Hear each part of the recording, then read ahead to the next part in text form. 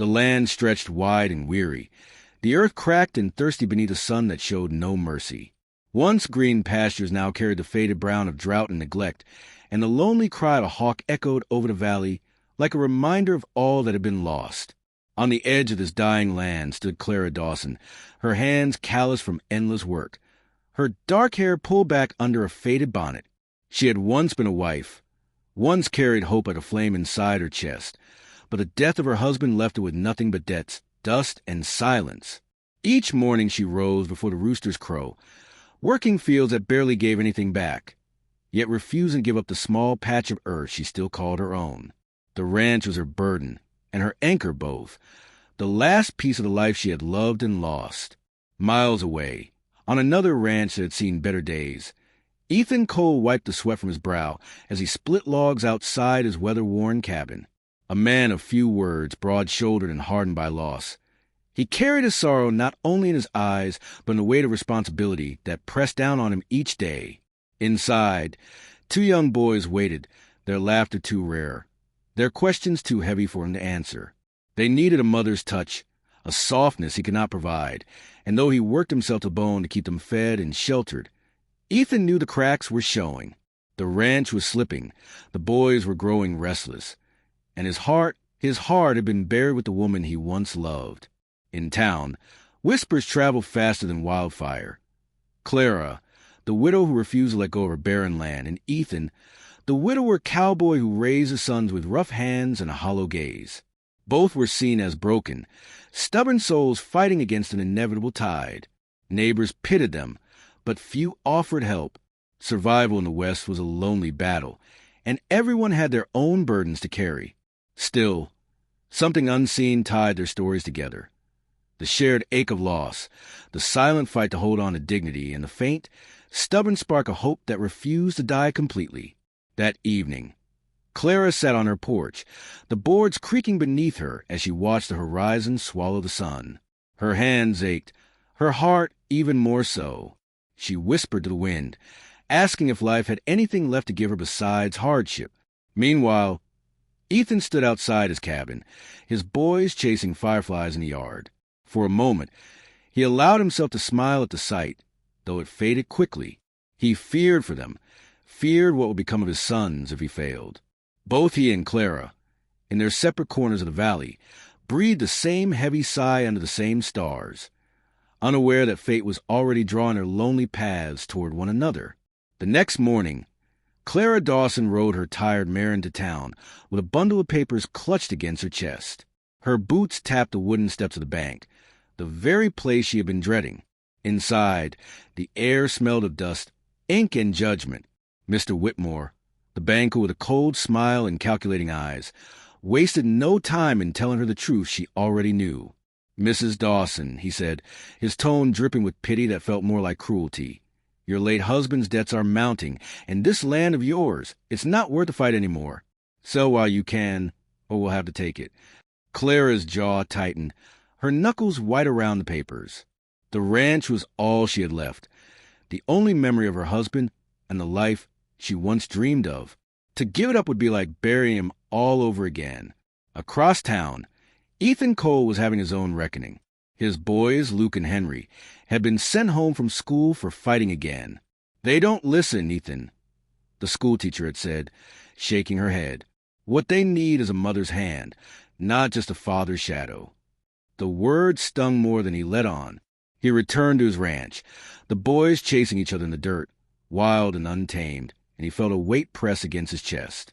His wife had been gone for years, but the hole she left had only grown deeper. He had tried to be both father and mother, but each day made it clearer. He was losing them. He could keep cattle alive, mend fences, and brave storms, but he could not mend the hearts of two boys grown without softness, without nurture. That evening, fate set their paths to cross. Clara had stopped by the mercantile for flour and salt when Ethan walked in, his broad frame shadowing the doorway. Townsfolk fell silent, watching him like they always did. The widower cowboy, rough-edged and closed off. He noticed Clara, her face weary but proud, and something stirred in him. Not desire, not yet, but recognition. Here was someone carrying the same weight of loss, the same stubborn refusal to break. He lingered a moment too long, and Clara raised her chin in defiance of the stares around them. When their eyes met, it wasn't warmth that passed between them, but silent understanding. We are both fighting ghosts. 2 nights later, with a storm howling outside, Ethan showed up at Clara's porch. She opened the door to find him standing there, rain dripping from his hat brim, his boys huddled behind him. He wasted no words. "You can't keep fighting the bank alone," he said, his voice low, almost gruff. "And I can't raise these boys without help. Not the way they need." Clara froze, her heart thundering as she searched his face. "What are you asking, Ethan?" she whispered. His answer came like the crack of thunder overhead. "Raise my sons, and I'll give you a home." For a moment, she thought she had misheard. A proposal, not of love, but of survival. The wind rattled the shutters. The boys shifted uncomfortably, and Clara's breath caught. She saw desperation in his eyes, but also sincerity. He wasn't offering her romance or dreams, but a chance to hold on to her land, to belong somewhere again. Yet the weight of his words pressed heavily on her chest. Was she to bind her life to a man she barely knew, to children who were strangers, just to save a ranch? The thought both terrified and strangely comforted her. That night, after Ethan left, Clara sat by her dying fire, staring at the embers. She thought of her husband, of the promises they once whispered in the dark. She thought of the bank, of the emptiness waiting if she surrendered. And then she thought of Ethan's boys, wild-eyed but lonely, just like she was. "A home," she whispered to the silence. The word felt fragile, like a seed carried on the wind. Perhaps his proposal wasn't madness, after all. Perhaps, in this land that demanded survival above all else, necessity could be the beginning of something greater. The wedding came quietly, with no flowers, no music, and no smiles. Just the preacher's stern voice, the shuffle of boots on wooden floorboards, and 2 pairs of hands joined out of necessity, not love. Clara stood stiff in her simple dress, her eyes lowered as she whispered the vows. Ethan, broad-shouldered and unreadable, repeated the words in his deep drawl, but there was no softness in them. The townsfolk who gathered whispered behind their hands, some pitying, some mocking. To them, this wasn't a marriage, it was a bargain. When the preacher declared them husband and wife, Clara felt the weight of the words pressed down on her chest like a stone. A ring of silence hung between them, louder than any celebration could have been. That first evening at the ranch, Clara stepped into the cabin that was now her home. The air inside was heavy with the scent of leather, with smoke, and the faint musk of men who had lived without a woman's touch for too long. Dishes were piled in the basin. Clothes hung carelessly, and dust clung to every corner. Ethan lingered by the doorway, removing his hat but saying nothing. His boys, Luke and Henry, peeked at her curiously, their eyes wide, half wary, half hopeful. Clara managed a small smile, but they darted away, disappearing into the loft before she could speak. She realized then that her welcome would not come easy. She was a stranger here, even in her own marriage. Days turned into a rhythm of awkward silences. Clara rose early, tying her hair back as she carried water, swept floors, and tried to bring order to the chaos of the ranch. The chores gave her hands something to do, but her heart still felt misplaced. The boys resisted her at first, Luke testing her patience with stubborn questions, Henry avoiding her gaze as though afraid she might vanish like a ghost. Yet slowly, almost reluctantly, they began to soften. When Clara mended Henry's torn shirt, his muttered, "Thank you," was so quiet she almost didn't hear it. When she cooked a proper meal, Luke ate with wide eyes, as though he had forgotten what warmth tasted like. These were small victories, but they planted hope like fragile seedlings in barren soil. Ethan, however, remained a wall she could not scale. He spent his days mending fences, working cattle, or riding into town, always returning with dust on his boots and silence on his lips.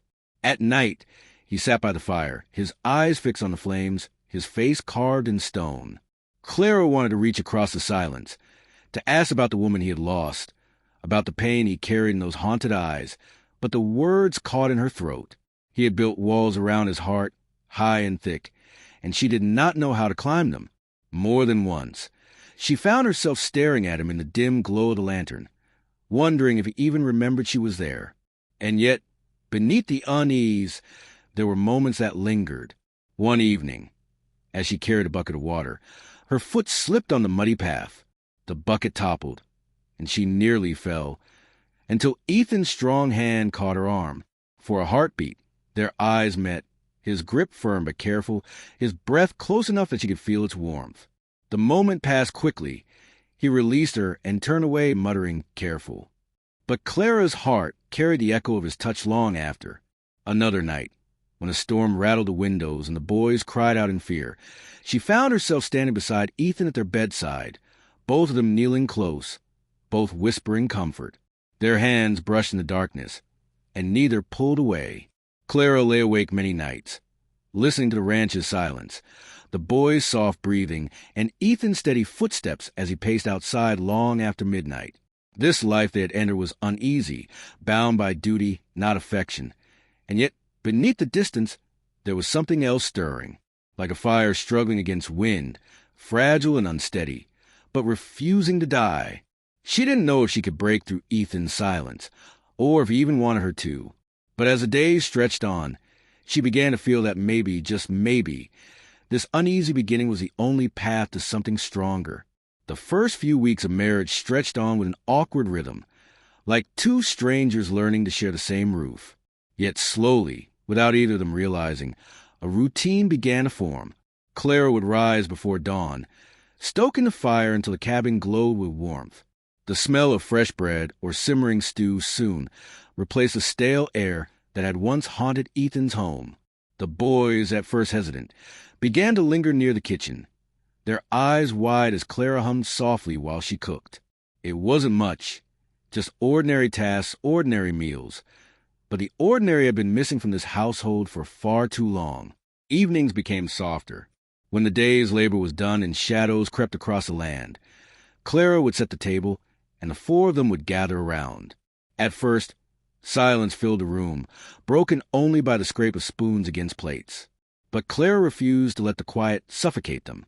She asked the boys about their day, Henry about the book he tried to read, Luke about the calf he followed in the pasture. To her surprise, they answered, shyly at first, then with more confidence as the days passed. Laughter began to creep in, tentative and awkward, but laughter all the same. Ethan rarely spoke, but sometimes Clara caught the faintest twitch at the corner of his lips when his son said something funny. It was not much, but to her, it was proof that warmth was possible here. The boys, once skittish around her, began to seek her out. When Henry scraped his knee chasing chickens, it was Clara he ran to, not his father. She knelt on the porch, cleaning the wound gently, whispering, "You're brave, sweetheart, brave like your father."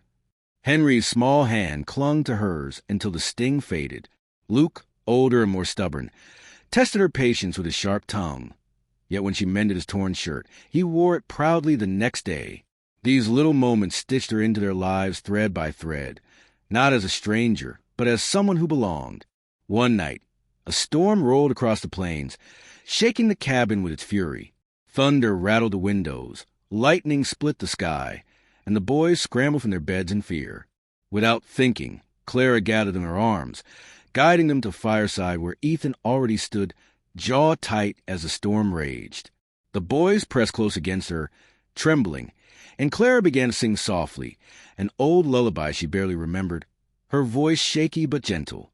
The sound filled the cabin, blending with the crackle of fire, and to her surprise, the boys quieted.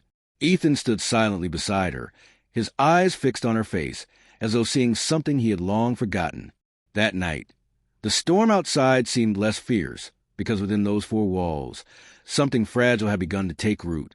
Ethan was not quick to trust, but he noticed the changes. The cabin no longer felt empty. His sons no longer carried only grief in their eyes. Clara moved through their lives with quiet determination, softening corners he thought would remain sharp forever. One evening after dinner, as she cleared the table, Ethan stopped her with a single word. "Thank you." Just that. 2 words spoken low, but they startled her more than a shout would have. When their eyes met across the firelight, she saw not the wall of a distant man, but the flicker of a weary soul trying to reach out. It was the first crack in the silence between them. That night, when she lay awake listening to the wind, Clara realized something had shifted. This marriage had begun as a bargain, born of desperation. But day by day, routine by routine, it was becoming something more. The dinners, the laughter, the small gestures of care. They were building a shelter stronger than the cabin walls. For the first time in years, both she and Ethan's family were not merely surviving. They were beginning to heal. And though neither dared to say it aloud, a fragile trust had been born, glowing softly like firelight in the dark. The night was still, the only sound the soft crackle of firewood in the hearth. Ethan sat in his worn chair, staring into the flames as though they held the answers to all the questions he'd buried. Clara sat across from him, mending one of Luke's shirts by lamplight. For a long time, silence wrapped around them. Not the awkward silence of strangers, but the heavy, waiting silence of unspoken truths. Finally, Ethan drew a deep breath, his voice low and gravelly. "You should know, this house wasn't always this quiet." Clara looked up, her hand stilling on the fabric. Ethan's gaze didn't meet hers. It stayed fixed on the fire. Slowly, he spoke of the woman he once loved, the mother of his boys. How she had fallen ill one bitter winter. How no doctor could save her. How he'd sat helpless by her side as she slipped away. His voice cracked when he described the look in his son's eyes. Henry too young to understand. Luke too old to forget. "I failed them," he whispered, his hand curling into a fist. "I couldn't save her, and I couldn't protect them from the emptiness she left behind." The words hung between them, raw and jagged, more painful than any wound a man could carry on his skin. Clara's throat tightened. For the first time, she saw not just a stoic cowboy, but the grieving husband and father beneath. Setting the shirt aside, she leaned forward, her own voice trembling. "You're not alone in that kind of loss." Ethan's eyes flicked to her then, and in their searching darkness, she found the strength to share her own wounds. She spoke of the husband she had buried, of nights spent clutching cold sheets, of days filled with whispers from neighbors calling her cursed, unwanted, a burden. Her hands clenched together in her lap as she confessed, "Sometimes I think people don't see me at all, just a woman left behind." For a moment neither spoke. The fire filled the silence with its soft crackle, as though urging them to let the pain breathe. Then Ethan's hand, rough and calloused, reached across the space between them. It rested over hers, hesitant at first, then firm. Clara looked at him, startled, but didn't pull away. The weight of his hand felt like an anchor, grounding her, telling her she wasn't invisible anymore. Their eyes locked, hers shining with tears, his shadow with guilt yet softening with something unspoken. It wasn't love, not yet. It was recognition, a quiet understanding that both carried scars no one else could see, and that maybe, just maybe, those scars would begin to heal in each other's presence.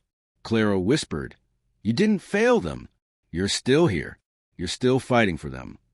And Ethan, for the first time in years, believed her. That night ended without promises, without grand gestures. Just two broken souls sitting close by the fire, sharing their wounds like offerings, and realizing that loneliness didn't have to be a life sentence. As Clara rose to put away her sewing, Ethan caught her wrist gently. Their hands brushed, and the moment lingered, fragile, tentative, but real. The walls that had stood between them had begun to crack, letting in the faintest, tender light of something new. The morning sky had been clear, but tension rode the air heavier than storm clouds. Clara noticed at first, when she took the boys to fetch water from the well, how the townsfolk stared longer than usual, whispers darting like snakes behind her back. By the time Ethan joined her in town, leading the wagon with supplies, the murmurs had turned into sneers. One man spat into the dirt. Another called out, guessed the savage found himself a desperate woman. Clara stiffened, her cheeks burning, but Ethan kept walking, jaw clenched, eyes fixed forward. But the insult didn't stop there. A group of ranchers, men Ethan once called neighbors, stepped into their path, blocking the way. Their leader smirked, holding his rifle a little too casually. "You don't belong here, McGraw, and neither does she. Folks say savages shouldn't raise sons. Maybe it's time we made sure you remembered that." His words cut deeper than any blade. Not just to Ethan, but to Clara as well. The air grew sharp, the boys shrinking behind her skirts. Clara felt anger bubbling inside her chest, stronger than fear. For once, she wasn't going to stay silent. "You don't get to decide where we belong." Clara's voice rang out, steadier than she expected. Her eyes locked with the leader's, unwavering. "This man has more honor than any of you, and I'd rather stand beside him than hide behind cowards with big mouths and no souls." The men laughed harshly, but their smiles faltered when Ethan finally stepped forward, his broad frame casting a shadow that seemed larger than life. His hand hovered near his holster, but Clara noticed something. They weren't just fighting against men with guns. They were fighting years of prejudice, bitterness, and fear. The standoff broke when one of the ranchers shoved Ethan hard, nearly knocking him back. Before Clara even realized it, one of the men raised a pistol toward Ethan. Her heart lurched into her throat. Without thinking, Clara grabbed the bucket of water she carried and flung it straight into the man's face, buying Ethan just enough time. In the same breath, Ethan twisted the man's arm, sending the gun skittering across the dirt. Chaos erupted, men shouting, fists flying, the boys screaming. But through it all, Clara refused to step back. She grabbed a broken piece of wood from the wagon and swung it at another attacker, aiming at Ethan's back. The crack of wood meeting bone echoed in the street. She'd save his life without a second thought. The fight didn't last long. Ethan's strength and Clara's fierce courage proved too much for the would-be vigilantes. One by one, they staggered back, muttering curses, but none dared press further. When the dust settled, Ethan stood breathing heavily, his lips split and knuckles bloodied. Clara's hand shook from adrenaline, but her eyes shone with fire. For a long moment, they just looked at each other, two souls who had faced the world and refused to break. Ethan's chest rose and fell, his voice raw when he finally spoke. You stood by me." "Clara, you didn't have to," she cut him off, her voice breaking. "Yes, I did, because no one stands alone forever. Not you, not anymore." Tears welled to her eyes, but there was no weakness in them, only defiance, only truth. Ethan reached out, almost against his will, his calloused hand brushing a stray lock of hair from her cheek. She didn't flinch. Their faces lingered just inches apart, breath mingling in the charged silence. For one suspended heartbeat, the world fell away. The townsfolk, the prejudice, the danger. It was just Ethan and Clara, their unspoken confessions trembling on the edge of a kiss. His thumb lingered against her cheek, her hand clutching his wrist as though afraid he'd pull away. The fire between them burned hotter than any trial they had faced. And yet, just before their lips met, the sound of Henry's small voice broke the spell. "Pop, are we safe now?" Ethan pulled back, his jaw tight, but his eyes never left Clara's. They hadn't kissed, not yet, but something had changed irrevocably. The trial by fire had bound them together, not just as partners of necessity, but as two hearts choosing to stand side by side. Whatever storms lay ahead, Ethan knew one truth clearer than ever. Clara wasn't just a woman raising his sons. She was a woman saving his soul. The ranch had gone quiet after a long day's work. The boys were tucked into bed, their soft breathing carrying through the thin cabin walls like a lullaby. Outside, the crickets sang under a velvet night, the horizon bathed in silver moonlight.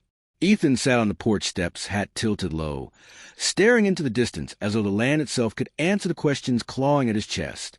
When Clara stepped out, carrying 2 cups of warm tea, he looked up. Their eyes met in the lantern's glow, tired eyes, but gentler than before. For a long while, neither spoke.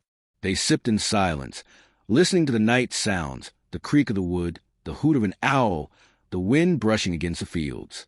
Clara thought the quiet would swallow them whole, but then Ethan's voice broke through, low and gravelly. "You know what they used to say about you in town? That you were unwanted, that no man would ever keep you." His jaw tightened, shame in his tone, not for her, but for the cruelty of others. He finally lifted his gaze to hers, voice trembling. "But Clara, you became the answer to a prayer I never thought God still listened to." Clara's breath caught, her heart stuttering in her chest. No one had ever said such words to her, not with such raw truth. Her hands shook as she set the empty cup aside. "Ethan, I've been so afraid," she whispered. "Afraid I'd never be enough. Afraid that maybe I'd never be wanted again. People called me broken, a burden, and I started to believe them." Her eyes glistened as she looked at him, vulnerability spilling like water from a cracked jar. "But here with you, with the boys for the first time in years, I don't feel invisible." Ethan reached out, hesitant at first, then firm, taking her trembling hands into his rough, scarred ones. His thumb brushed over her knuckles, as though he could smooth away years of sorrow. "Clara, you're not just enough. You're everything. You don't know what you've done for my boys. For me, you've turned this place from a cabin of ghosts into a home again." His voice cracked at the last word, emotion threatening to undo the walls he'd built for so long. Clara felt her tears spill, but they weren't from pain.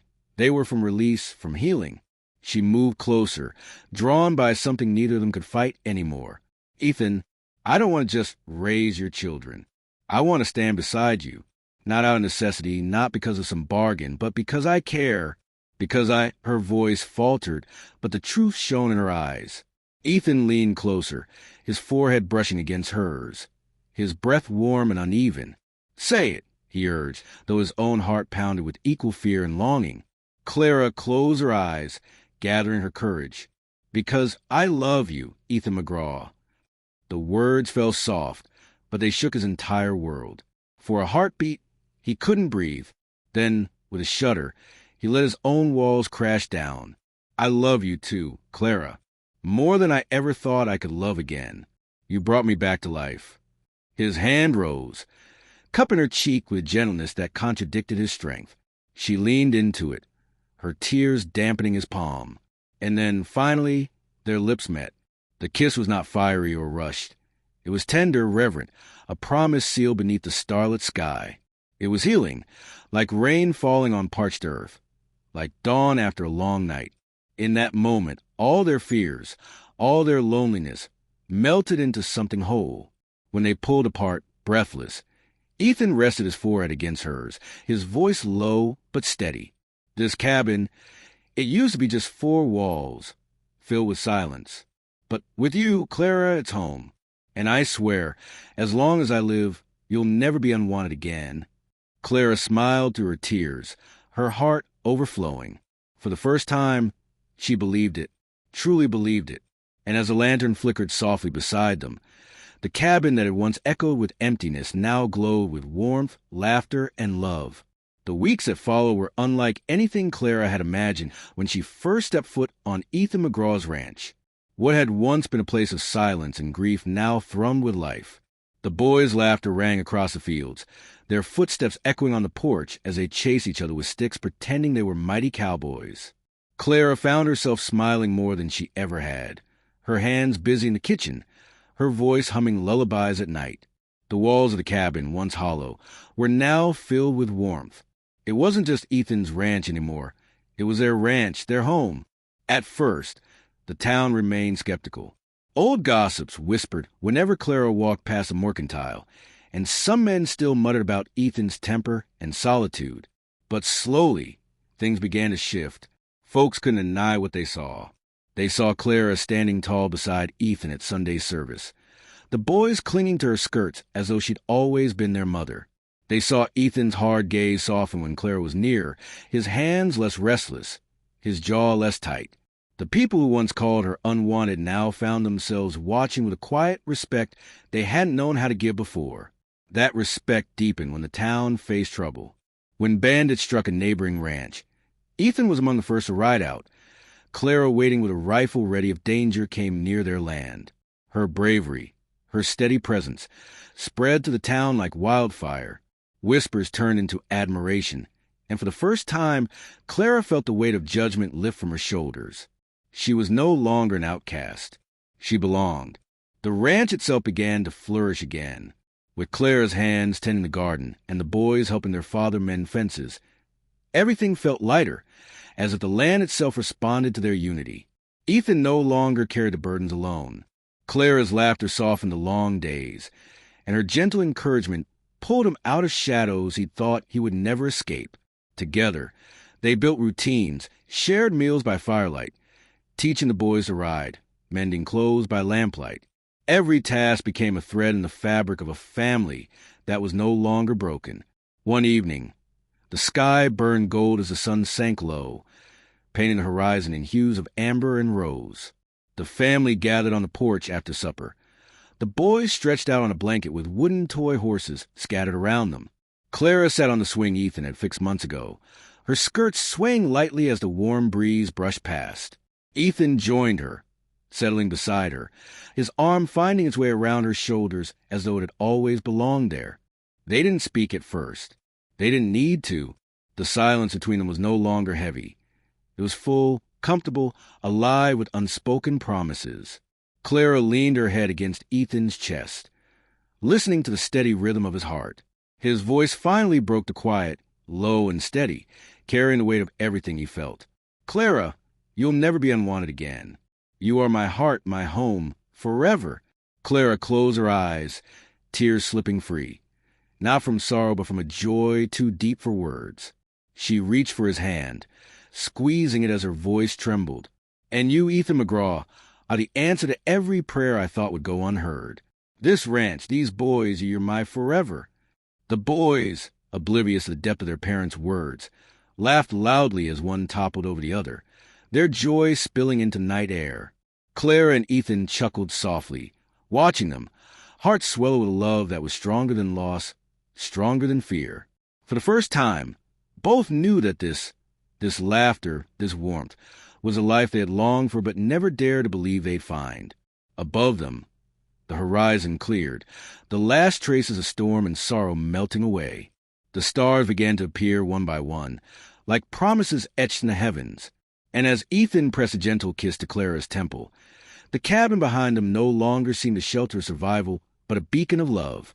It was more than wood and nails. It was a forever home,